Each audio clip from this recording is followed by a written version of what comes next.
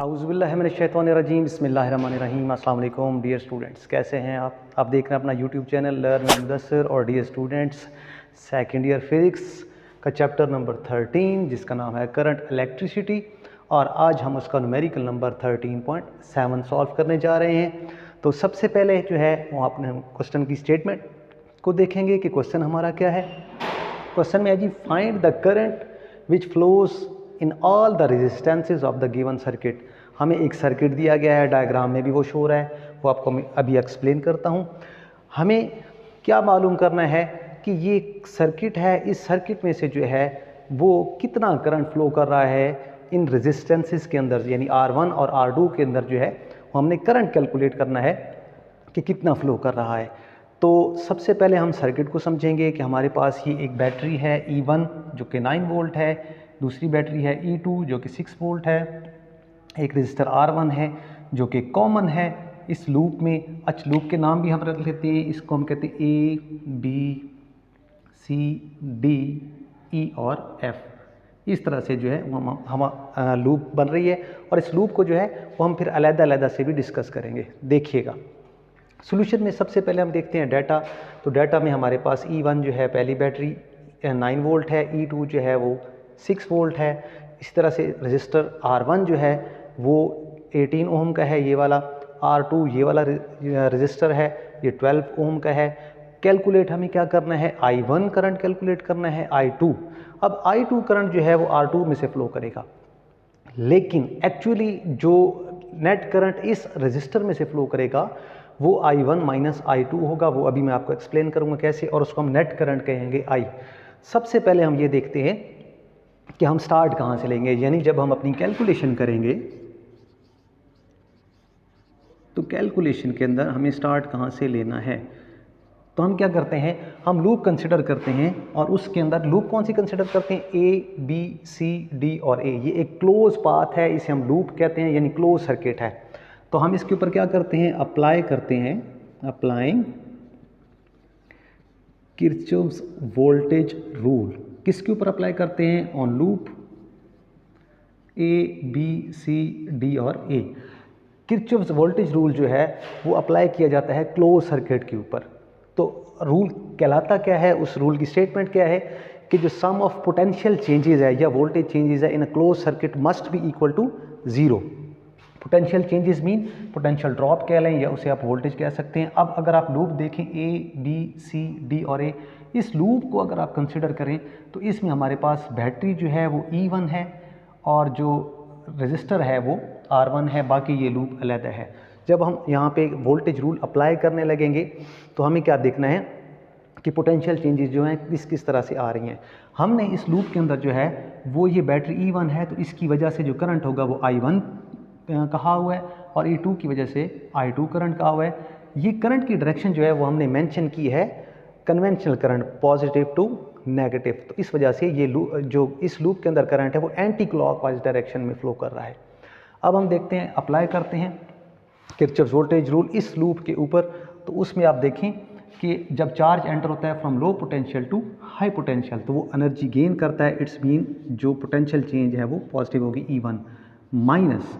अब हम चले जाते हैं, अब माइनस क्यों कर रहे हैं कि अब हम अगर इस लूप को फॉलो करें, करंट चार्ज यहाँ से फ्लो करके जब यहाँ पहुँचता है तो इस जगह पर जो R1 है वो कॉमन हो गया इस लूप के साथ भी और इस लूप के साथ भी।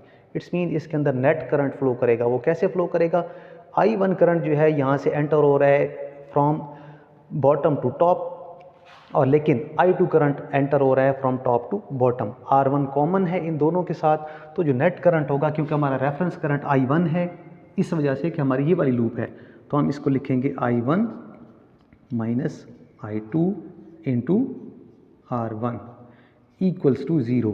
एक्चुअली ये भी पोटेंशियल ड्रॉप है, या इसे आप पोटेंशियल चेंज कह सकते हैं, क्योंकि IR जो है वो ओम्स लॉ के मुताबिक जो है वो V इक्वल्स टू IR होता है, यानी ये पोटेंशियल का ड्रॉप है।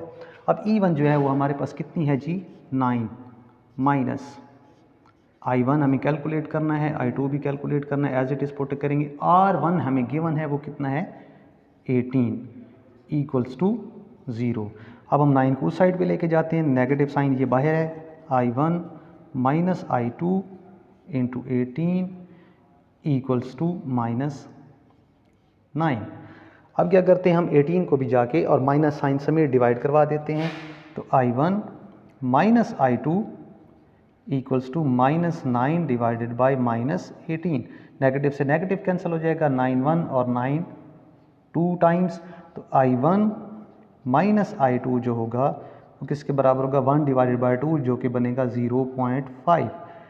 इसको यहाँ पे हम इक्वेशन नंबर 1 कह के छोड़ देंगे।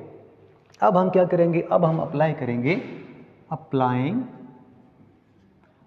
Again Kirchhoff's voltage rule. किसके ऊपर रूल अप्लाई करेंगे, on loop, second loop. Loop कौन सी है हमारी, ADEF, ADE और F, इसके ऊपर जो है हम क्या करेंगे, किरचॉफ्स वोल्टेज रूल अप्लाई करेंगे। यहाँ भी हम क्या करेंगे, बैटरी यानी जो हमारी E2 है इसी से स्टार्ट लेंगे और चार्ज एंटर होगा from low to high potential, तो वो एनर्जी गेन करेगा। इट्स मीन E2 जो है वो हम पॉजिटिव लेंगे। जब हम यहाँ से गुजरेंगे तो अब हमारी जो सेकेंड लूप है, रेफरेंस करंट हमारा I2 है, तो ये होगा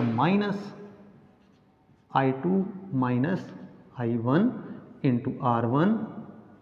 नेगेटिव साइन इसलिए लिया जाता है कि पोटेंशियल का ड्रॉप हो रहा है, रजिस्टर में से जब भी चार्ज गुजरता है तो पोटेंशियल का ड्रॉप हो रहा है।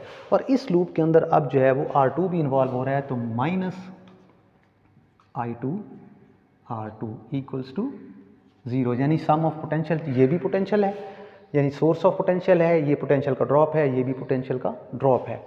अच्छा स्टूडेंट्स, अब हमें क्या करना है, अब हमें वैल्यूज पुट करनी है इस इक्वेशन के अंदर।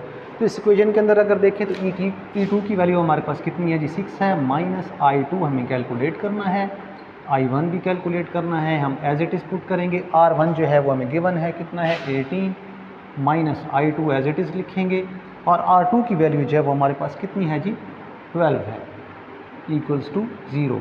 अब हम क्या करेंगे, हम इक्वेशन को इसको थोड़ा सा अरेंज करेंगे। अरेंज कैसे करेंगे जी, नेगेटिव 18 को हमने इस साइड पे लिख लिया, I2 minus I1 minus 12 I2 equals to, ये जो 6 वाला फैक्टर है इसको हम दूसरी साइड पे ले जाते हैं तो ये हो जाता है -6।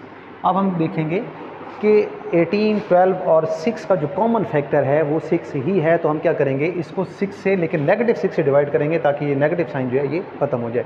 हम क्या करेंगे, इस पूरी इक्वेशन को -6 से डिवाइड करेंगे, -6, यहाँ भी -6 और यहाँ भी -6, तो नेगेटिव से नेगेटिव कैंसिल, ये बन जाएगा हमारे पास 1, नेगेटिव से नेगेटिव कैंसिल, ये हो जाएगा 2, नेगेटिव से नेगेटिव कैंसिल, और ये हमारे पास बनेगा 3। तो एक्चुअली अब ये इक्वेशन जो है वो अरेंज होके क्या होगी, 3I2 minus I1 minus 2I2 equals to 1। इस इक्वेशन को जो है वो अब हम मज़ीद अरेंज करते हैं, 3I2 माइनस, बल्कि नहीं होगा, ये कैंसिल हो चुका था, पॉजिटिव हो जाएगा, 3I2 माइनस 3I1, 3 को हमने अंदर मल्टीप्लाई किया, प्लस 2I2 इक्वल्स टू 1, तो 3I2 और ये हमारे पास बनता है 2I2 माइनस 3I1, ये अलहदा हो गया, और इन दोनों को हम ऐड करें तो प्लस 5I2 इक्वल्स टू हमारे पास बनता है 1। ये हमारी हो गई इक्वेशन नंबर 2। अब हम क्या करेंगे, जो हम इक्वेशन 1 पीछे छोड़ के आए थे, इक्वेशन 1 को और इक्वेशन 2 को जो है वो आपस में सॉल्व करेंगे। कैसे करेंगे, इस इक्वेशन को आपने 3 से मल्टीप्लाई करना है, और 3 से क्यों मल्टीप्लाई करना है, क्योंकि हमारे पास यहाँ पे I1 जो है उसके साथ -3 है, तो इक्वेशन 1 को जो है हम 3 से मल्टीप्लाई करेंगे। हम इक्वेशन 1 को यहाँ लेके आ रहे हैं, लेकिन 3 मल्टीप्लाई करके लेके आ रहे हैं, तो ये हो जाएगा 3I1 minus 3I2 equals to, इसको भी 3 से आप मल्टीप्लाई करेंगे तो आपके पास बनेगा 1.5।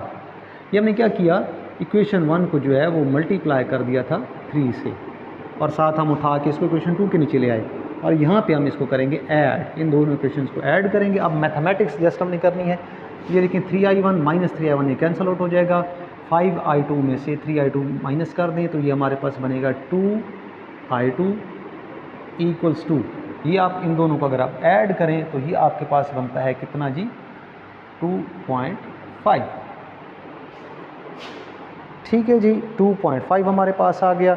अब हम क्या करेंगे, इसको डिवाइड करेंगे, I2 equals to 2.5 divided by 2। तो I2 की जो वैल्यू हमें मिलेगी डिवाइड करने के बाद वो मिलेगी, इन दोनों वैल्यूज़ को आप डिवाइड करेंगे तो 1.25। ये एक करंट जो है हमने कैलकुलेट कर लिया। अब हमें I1 कैलकुलेट करना है, तो I1 कैलकुलेट करने के लिए हम वापस जाएंगे इक्वेशन नंबर 1 में और वैल्यू पुट करेंगे ये वाली।